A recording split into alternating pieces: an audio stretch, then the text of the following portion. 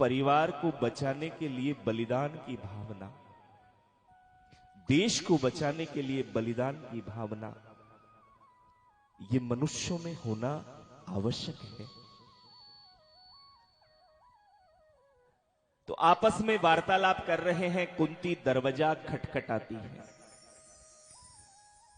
तो द्वार पर दरवाजा खटखटाया तो उस ब्राह्मण ने दरवाजा खोला तो देखा कि कुंती खड़ी है। नमस्कार किया, बिठाया। कुंती ब्राह्मण से पूछती है, क्या बात है, आप मुझे बताइए। तो ब्राह्मण कहता है, आप जानकर करेंगे क्या? ये हमारे परिवार की बाधा है, ये हमारे गांव की बाधा है, और आप हमारे अतिथि हैं। अतिथि देवो भव। अतिथि देव तुल्य होता है। तो ब्राह्मण ने कहा कि आपको बाधा बताना उचित नहीं है। अब महाराज कुंती कहती है, आप एक बार मुझे अपनी जो भी बाधा है वो बताइए। अब कुंती की बात सुनकर ब्राह्मण ने कहना प्रारंभ किया, इस एकाचक्र नगरी में एक राक्षस है। वो आज से कुछ समय पहले इस गांव से किसी को भी उठा ले जाता था। नरभक्षी राक्षस है, किसी को भी उठा ले जाता था और उसका भक्षण कर जाता था। तो एक दिन संपूर्ण ग्राम वासियों ने मिलकर निर्णय किया और उसके पास गए। जाकर के कहा कि आपको आने की आवश्यकता नहीं है, आप इस नगरी में मत आइए, हम आपकी भोजन व्यवस्था आपके इसी स्थान पर कर देंगे। अब महाराज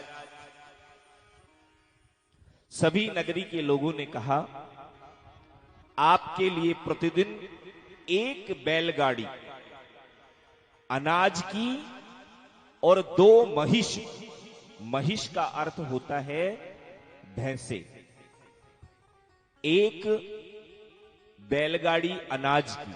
अच्छा, उस समय महाराज बैलगाड़ी ही चलती थी। एक बैलगाड़ी अनाज की, 2 महिष, और प्रत्येक घर से एक व्यक्ति आपके आहार के लिए यहां प्रतिदिन आ जाएगा। क्योंकि वो जब नगरी में आता, कभी किसी को उठा के खा जाता, कभी किसी को उठा के खा जाता, तो इसलिए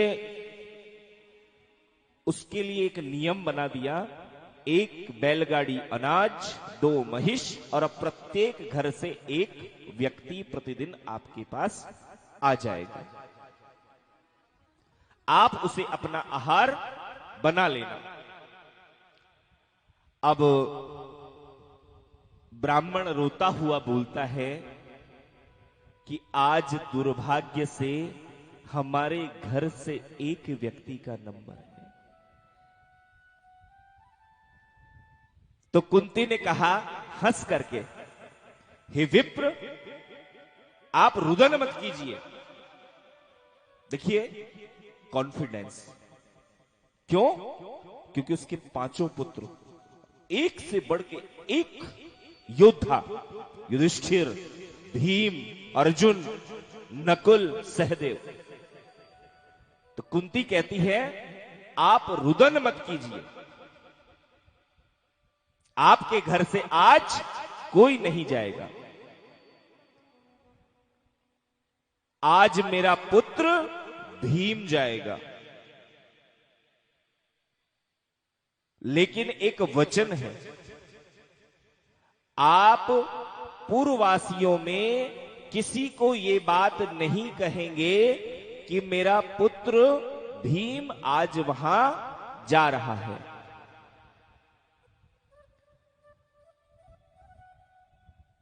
ब्राह्मण को कुंती ने वचनबद्ध किया महाराज, और भीम को बुलाया, आज्ञा दी कि जाओ पुत्र। उस राक्षस का नाम था बकासुर। भीम को आज्ञा दी, जाओ पुत्र, और बकासुर जहां रहता है वहां जाओ, अनाज की बैलगाड़ी ले जाओ, 2 महिष ले जाओ और स्वयं चले जाओ। और कुंती ने इशारों ही इशारों में समझा दिया अपने पुत्र को कि करना क्या है। तो भीम मुस्कुराते हुए अनाज की बैलगाड़ी भरी हुई और महिष आगे उसको लेकर के चल रहे हैं, बड़े प्रेम से बैलगाड़ी पे बैठ गया और वहां से बकासुर जहां रहता था उस मार्ग की ओर प्रस्थान कर दिया। अब महाराज अनाज की गाड़ी भरी हुई, भीम भूखा, धीरे धीरे एक मुट्ठी अनाज उठाए खा जाए, उठाए खा जाए, उठाए खा जाए, क्योंकि भरी हुई अनाज की बैलगाड़ी उसे काफी दिनों बाद मिली थी। कौन पीसे कौन बनाए, गेहूं ही खा लेते हैं। अब साहब धीरे धीरे खा रहा है और बकासुर जहां रहता है उस तरफ प्रस्थान कर रहा है। अब धीरे धीरे जा रहा है भीम अपनी मस्ती में। उधर बकासुर, उसके आहार का समय हो गया। आहार का समय जैसे ही हुआ और बकासुर ने सोचा नगरी से कोई आया नहीं अभी तक, आज विलंब क्यों? तो बाहर निकल गया गुफा से, देखता हूं क्या बात है। देखता है मार्ग की ओर, तो एक हष्ट पुष्ट पुरुष उसको बैलगाड़ी लेकर के आता हुआ दिखाई देता है। तो ये नियम है आहार का, शिकार का। जैसे शेर भी क्या करता है कि सबसे दुर्बल नहीं, सबसे हष्ट पुष्ट प्राणी देखता है शिकार के लिए, पहले उस पे शिकार करता है। अगर वो सफल नहीं हुआ तो फिर दुर्बल का शिकार करता है कि कुछ ना मिला तो जो मिले जो ही सही। तो हष्ट पुष्ट व्यक्ति को आता देख बकासुर प्रसन्न हो जाता है कि आज तो मेरी क्षुधा पूर्ण रूप से तृप्त हो जाएगी।